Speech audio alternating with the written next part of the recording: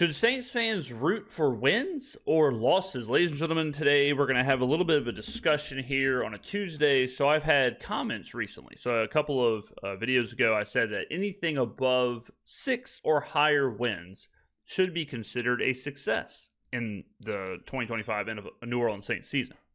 Now, some people have said, well, hold on a second, James. Wouldn't a success actually be winning no games or 1 game?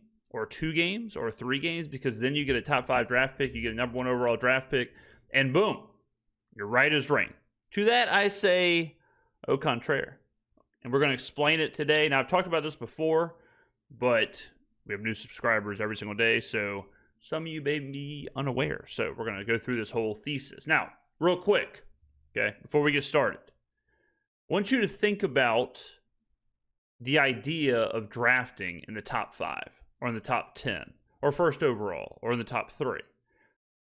ESPN, because they own the NFL draft, and because the NFL draft they want it to be a big deal, they have tricked people into believing that that is the key. The key to winning is getting the first overall draft pick, drafting your franchise quarterback, who's always in the top 5, always number 1 overall, and then boom, you immediately succeed. But that's not the case. That's actually not the case at all. It's actually inverted to where teams who draft mostly at the top of the draft are predominantly the worst teams in the NFL. And it makes sense when you think about it, right? If you're drafting high, it means you have a lot of losses. If you have a lot of losses, that means you suck, right? Easy to understand. So let's take a look at this. The most NFL wins since 2008. You may be surprised to see the Saints on there at 6th because a lot of people believe this team is a dumpster franchise and has been for the last however many decades, which is, again, not true. Patriots number 1, Packers 2, Steelers 3, Ravens 4. All right, we're going to look at the top 4 teams for this exercise. Patriots are a little bit fugazi because of Tom Brady, but we're still going to include it because they are the number 1 most winning team since 2008. All right, so I'm going to pull up this graphic. This is going to explain it all. This graphic right here. The Patriots, Packers, Steelers, and Rams. All right, the Patriots, this is how many times they've drafted in the top 5, top 10, so on and so forth. The Patriots have drafted since 2008, 2 times in the top 5, which is the last 2 years, 4 times in the top 10. All right, the Packers have drafted once in the top 10 since 2008, which was B.J. Raji, 9th overall in 2009. So that's 0 top 5 draft picks. 0 top 3, obviously 0 number 1 overall. Steelers, 1 time in the top 10, which was Devin Bush, 10th overall. Again, 0 times top 5. The Ravens, 0 top 5, 1 top 10, 2 times top 15 in since 2008. Now let's look at the Jaguars in that same time period. The Jaguars have drafted 15 times in the top 10, including 10 in a row and 13 out of 14 years. Now think about that. 13 out of 14 years they drafted in the top 10. They also had 9 top 5 picks, including 6 years in a row in the top 5. Okay? 6 years in a row. They've drafted top 3 6 times since 2008. They also had back-to-back number 1 overall picks. One of them being the highest graded quarterback prospect in the history of the NFL draft. Higher graded than Andrew Luck, higher graded than John Elway, who were the previous 2 highest graded quarterback prospects. In that time period, since 2008, the Jaguars are 100 games under 500. In that time period, they were 89 and 187. Okay? You can look at some of the drafts. Go to 2008. You got Derek Carr, 8th overall. Eugene Monroe, 8th overall. Tyson Alulu, 10th overall. Blaine Gabbert, 10th overall. Justin Blackman, 5th overall. Luke Joeckel, 2nd overall. Blake Bortles, 3rd overall. Dante Fowler, 3rd overall. Jalen Ramsey, 5th overall. Leonard Fournette, 4th overall. Josh Allen, 7th overall. CJ Henderson, 9th. Trevor Lawrence, 1st. Trayvon Walker, 1st. And then this year, Travis Hunter, 2nd overall. So some of these picks, it's not like they're all busts either. Right? Like some of these picks are like, okay, some of these picks are all right. Some of them are whatever, but some of them are decent. They also took a quarterback 3 times in the top 10. All right, so the idea of reset, get a franchise quarterback, you're good to go. 3 times they tried it. All right, so we say all that to explain that there is zero correlation, zero, with drafting high and fixing your franchise. All right, that's not the case. That's not it. Drafting high is not the move. You may say, well, the move is getting a franchise quarterback. To which that I would say, also not correlated at all with drafting in the top end of the draft. Look at the most winning teams since 2008. I'm not saying you can never find a franchise quarterback in the top half of the draft, but look at these teams. Patriots, Tom Brady, we all know where he was drafted. Aaron Rodgers, Brett Favre, Jordan Love, whoever you want to throw out there for the Packers, we know where they were drafted. Steelers, Roethlisberger, not going to find him in the top 5. Baltimore, Lamar Jackson. Chiefs, Patrick Mahomes. Saints, Drew Brees. Eagles, throw Jalen Hurts in there. Seahawks, Russell Wilson. Cowboys, Dak Prescott. The list goes on and on. Bills, Josh Allen. 49ers, not Trey Lance. Keep going on with the list. All right? You can find that franchise quarterback all over the place. And winning teams don't win just because they draft high in the draft. Okay? If the Saints, the comment that really started this video was, I had a commenter say they would rather go 1-16 than 9-8, which is bananas in pajamas, ladies and gentlemen. Absolutely bananas. If you are 9-8, all right, that means things are working. That means more than likely your DVOA analytics look decent, whether on offense or defense. It means your yards per play, your YPP, is probably pretty decent. It means you're right there. It means you might be a player here, a quarterback here, a playmaker here, a defensive lineman here. Something's working, right? Something is okay. You just got to fix a couple things here, and then boom, you can take that jump to 10, 11, 12 wins. If you are 1-16, nothing's working. And you're probably firing your coach. You're probably getting a whole new staff. You're probably implementing a whole new system. You're probably cutting players. There's probably dramatic turnover. Your coordinators are probably getting fired. Your GM is probably getting fired. Your ownership group may be changing.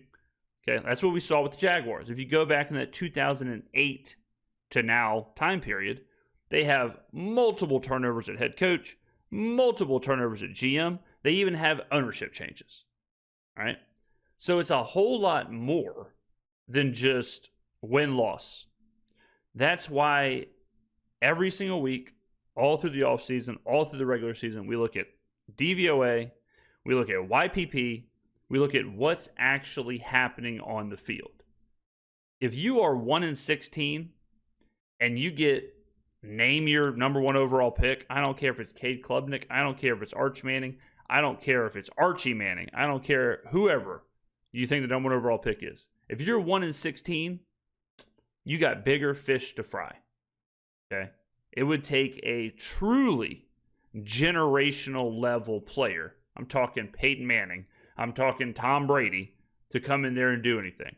But then that begs the question, if you're 1-16, do you even have the infrastructure to support a prospect and to develop a prospect? More than likely not. Okay? Because you're 1-16. You're horrific. And more than likely, everything you were doing the previous season is going to go out the books anyways because everyone's fired. All right? It's like the easiest idea in the world of, and this is what ESPN has sold in order to make people care about the draft, but they have sold that you don't want to be middle of the pack in the NFL. You want to either be really good or really bad. And to that I say, well, that's not true. Right? You want to be totally independent of the pack, and you want to be progressing. Which is why if you're the Saints, and you were 5-12 last year with a host of injuries, and you get a new coaching staff, new players returning from injury, whatever, even if you're just taking a step of 7 wins, you're at least proving a proof of concept. You're at least showing, okay, something can work here. Some ideas are right. The vision is okay. Some of these players are valuable. And then you add and you add and you add, and then hopefully you just keep moving up, and then eventually, lightning in a bottle, you make a playoff run. That's what you hope. But to root for a 1-16 team, or to believe that it would be better to sell off a year or 2 years, and my favorite word, to tank in order to do what the Jaguars have been doing, which again is being 100 games under 500 since 2008. It is 2025, 2026. That is almost 20 years, ladies and gentlemen. Almost 20 years of drafting in the top 10 picks of the draft. Kudos, your season is over when Mel Kiper leaves the booth. Because then when the season starts and you got all these draft picks, I mean, look at this. 5th pick, 2nd pick, 3rd pick, 3rd pick, 5th pick, 4th pick. Translates to suck.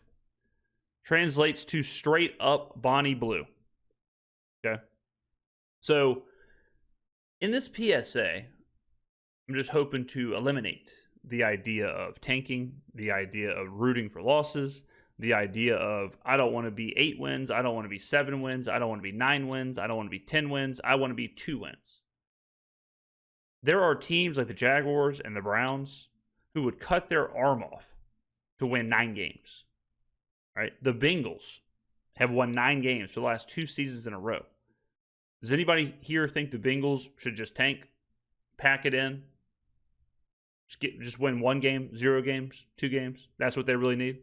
No.